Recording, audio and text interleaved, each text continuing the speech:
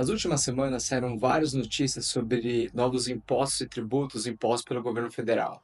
É IOF, imposto de renda, tributação de Bitcoin, de fundo imobiliário, enfim, é uma bagunça.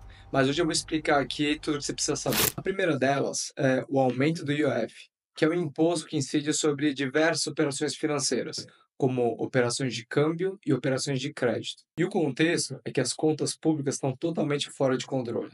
Então, o governo federal decidiu aumentar impostos para aumentar a arrecadação e assim tentar equilibrar um pouco mais essas contas. Mas por que o IOF dentre os diversos impostos que existem? Bom, a principal razão é porque ele é um tributo extrafiscal.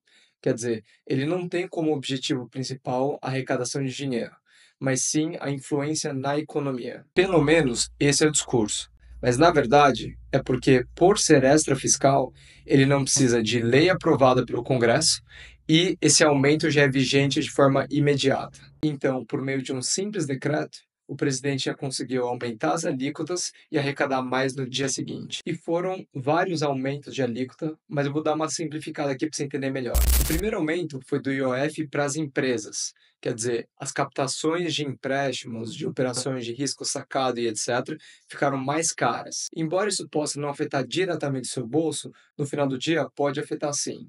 Isso porque as empresas, quando elas têm os custos aumentados, elas tendem a repassar esses custos aumentando o preço dos seus produtos. O segundo grande aumento é do IOF câmbio, imposto sobre as operações de remessa de moeda para o exterior. E esse sim afeta mais diretamente o bolso das pessoas físicas. Isso porque, por exemplo, aumentaram as alíquotas do IOF câmbio sobre operações com cartões pré-pago, por exemplo, o Wise e a Nomad, a compra de moeda em espécie, as compras internacionais com cartões de crédito e diversas outras operações que afetam inclusive as pessoas físicas. Mas esse aumento do IOF teve diversas repercussões negativas, o que fez com que o governo voltasse atrás em algumas delas, mas nenhuma delas muito relevante para remessa para o exterior e pessoas físicas. Mas mesmo assim, o governo continua estudando outras medidas para aumentar a tributação e aumentar a arrecadação pública. E aí que ele veio com a medida provisória 1303, que mudou diversas regras de tributação, mas principalmente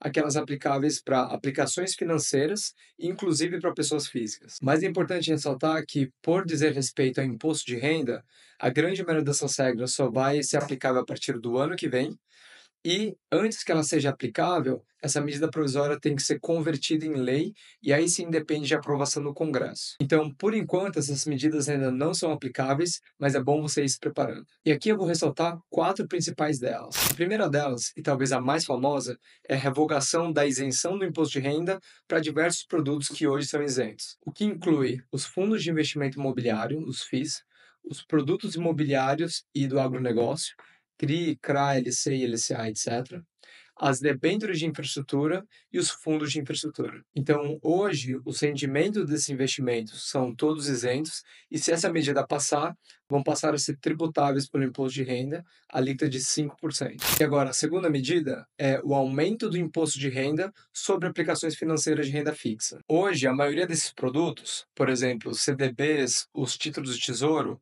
estão sujeitos ao imposto de renda na fonte, alíquota regressiva de 22,5% a 15%. E ela é regressiva porque ela vai diminuindo conforme maior seja o prazo do investimento. Então, produtos de curto prazo, de até 180 dias, ou seja, 6 meses, estão sujeitos a uma alíquota maior de 22,5%. E essa alíquota vai regredindo até chegar em 15% para as aplicações com prazo acima de 720 dias, ou seja, 2 anos. O sistema é assim porque se quis desestimular os investimentos de curto prazo especulativos e incentivar os investimentos de longo prazo. Mas se a medida provisória passar, todos esses investimentos vão estar sujeitos a uma alíquota fixa de 17,5%.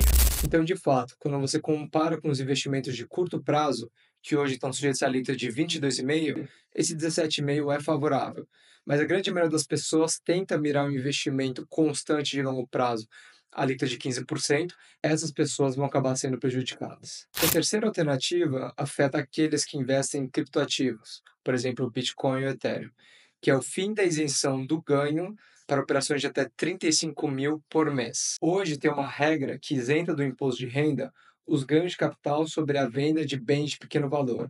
Quer dizer, as operações que dentro de um mês não excedam 35 mil. E embora essa isenção se aplique para os criptoativos, essa medida provisória está tentando excluir essa classe de ativos dessa regra isentiva. A quarta principal alteração dessa MP é o aumento da alíquota do imposto de renda de 15% para 20% sobre os pagamentos de JCP, ou seja, os juros sobre capital próprio. O JCP nada mais é do que uma medida para a distribuição de lucros de uma empresa alternativa aos dividendos. Então, se você tem ações da Petrobras, da Vale, mas principalmente de bancos, por exemplo, Itaú, Bradesco e Santander, isso também pode te afetar, porque essas empresas normalmente preferem distribuir JCP a distribuir dividendos. Então, se antes o JCP que você recebia estavam sujeitos ao imposto de renda, alíquota de 15%, se essa MP passar, vão estar sujeitos à alíquota de 20%. E nesse contexto, vale ressaltar que essa MP não está propondo tributar dividendos, mas não me espantaria o governo tentar em breve. Então, esse é o vídeo de hoje, um vídeo um pouco mais curto, só para tentar passar rapidamente esses principais pontos de alterações de tributação no mercado financeiro. Eu espero que vocês tenham curtido. Se tiverem qualquer sugestão ou dica, deixe aqui um comentário que eu fico feliz em ler e responder. Um forte abraço e até a próxima.